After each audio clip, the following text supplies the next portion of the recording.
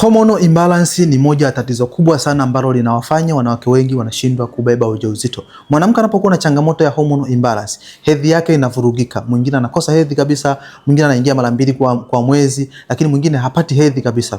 Lakini kuna baadhi wanapata hedhi ambayo inakuwa na maumivu makali, hedhi yenye mabonge. Lakini vile vile wengine wanapata dalili za kuota nywele sehemu zisizo za kawaida, yani ukuta mwanamke anaota ndevu, anaota vinyweleo kwenye kifua, hali ambayo inaonyesha ni changamoto ya PCOS ama polycystic ovarian syndrome. Lakini pia kuongezeka kwa uzito ghafla. Hii ni changamoto ambayo inaweza kuwafanya wanawake wengi kushindwa kupevuka kwa mayai, yani mayai yanakuwa hayapevuki, ama ovulation kushindwa kutokea. Inawezekana unasikiliza video hii tayari unatambua kwamba una hormonal imbalance, uliwahi kupima ukaambiwa homoni zako zimevurugika, au tayari una hizi dalili ambazo nimezielezea au mojawapo ya dalili ambazo nimezielezea, basi inawezekana ndio maana haubebi ujauzito, kwa sababu una tatizo la hormonal imbalance. Hivyo basi tuna program maalum ambayo tumekuandalia ya kutumia ndani ya mwezi mzima. Programu hii itahusisha matumizi ya dawa ambazo zitaenda kusaidia kupevusha mayai yako, zitaenda kusaidia kubalance homoni zako, zitaenda kusaidia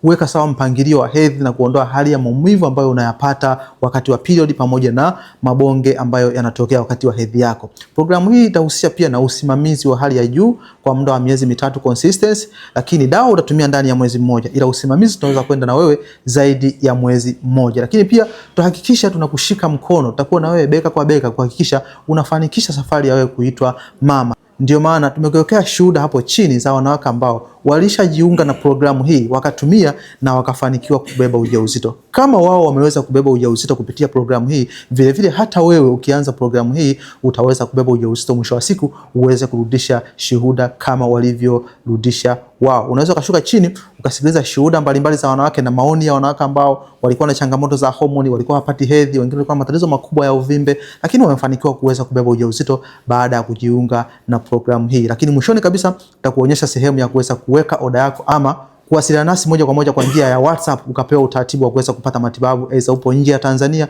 ama upo ndani ya Tanzania, unafikiria utapataje matibabu? Matibabu yanakufikia popote pale ulipo. Karibu sana. Hii ni Sauti ya Mama na Mtoto. Afya ya mama na mtoto ni kipaumbele chetu. Karibu kwenye tumaini jipya la kuitwa mama.